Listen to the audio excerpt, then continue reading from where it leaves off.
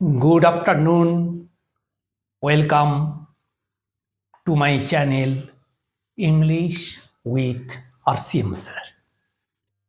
Today's our topic is about the same word used as different parts of speech.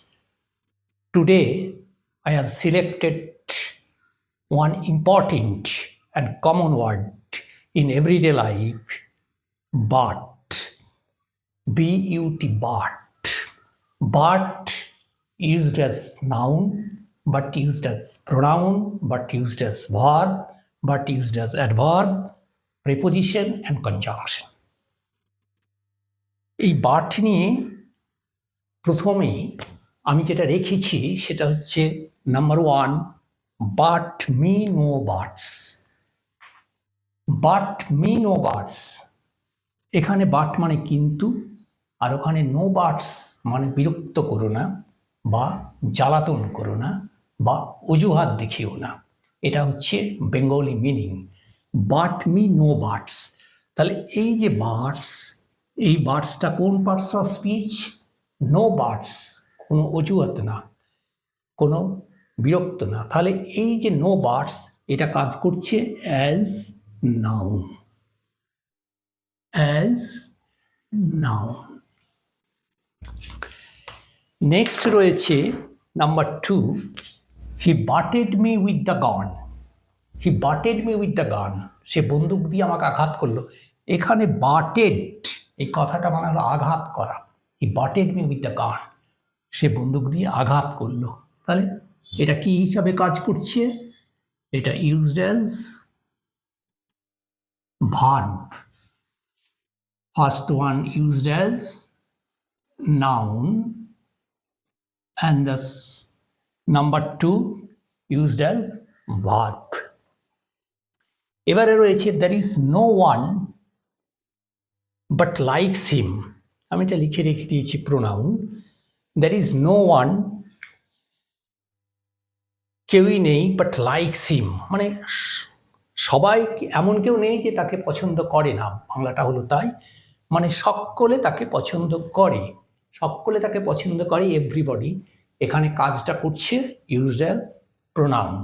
তাহলে এটা হচ্ছে there is no one but likes him, এখানে বাটটা used as pronoun.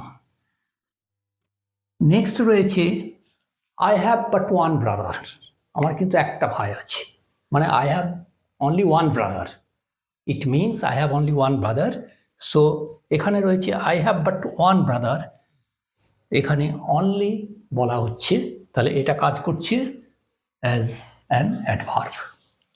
Number 5 যেটা রাখা হয়েছে sentence, all but John were present, অর্থাৎ John ছাড়া সকলেই উপস্থিত ছিল। অল বাট জন মানে উইদাউট জন, এখানে কাজ করছে এই বাটটা প্রেপোজিশন।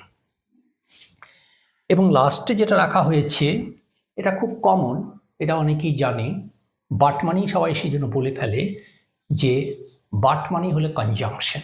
ইয়েস, বাট মানে এখানে কনজাংশন, কারণ দুটো সেন্টেন্সকে এটা কানেক্ট করছে। হি ইজ স্লিম, সে, but you are plump, you are plump, he is slim and you are plump, এই দুটো সেন্টেন্সকে এই বাটটা কি করছে? কানেক্ট করছে। এই জন্য এটা কাজ করছে কনজাংশন। এটা লেখা নেই, লিখে দিচ্ছি কনজাংশন। তাহলে একটা মাত্র ওয়ার্ড এভরিডে লাইফে আমরা এটাকে ইউজ করি, use in everyday life, but, এবং তার যে ইউজ, তার যে application in different parts of speech, as noun, as verb, pronoun, adverb, preposition, conjunction, অর্থাৎ এখানে 6টা পার্টস অফ স্পিচে এটাকে এর ব্যবহার বা এর ইউজ বা এর অ্যাপ্লাই করে আমি দেখিয়ে দিলাম কীভাবে এটা বিভিন্ন সেন্টেন্সে বিভিন্ন পার্টস অফ স্পিচ এটা ইউজ হয়। So that's the end of today's class, the same word used as different parts of speech. Today I have selected one very common word in everyday life, we use it, but. But, me no buts as noun, He butted me with the gun. Verb. There is no one but likes him. Pronoun. But. I have but one brother. But. Adverb. Number 5, all but John were present. Preposition. And number 6 is slim but you are firm. But. Conjunction. So that's the end of today's class. Please subscribe, share and like my channel. See you again in the next day with new video. Till then, goodbye to all.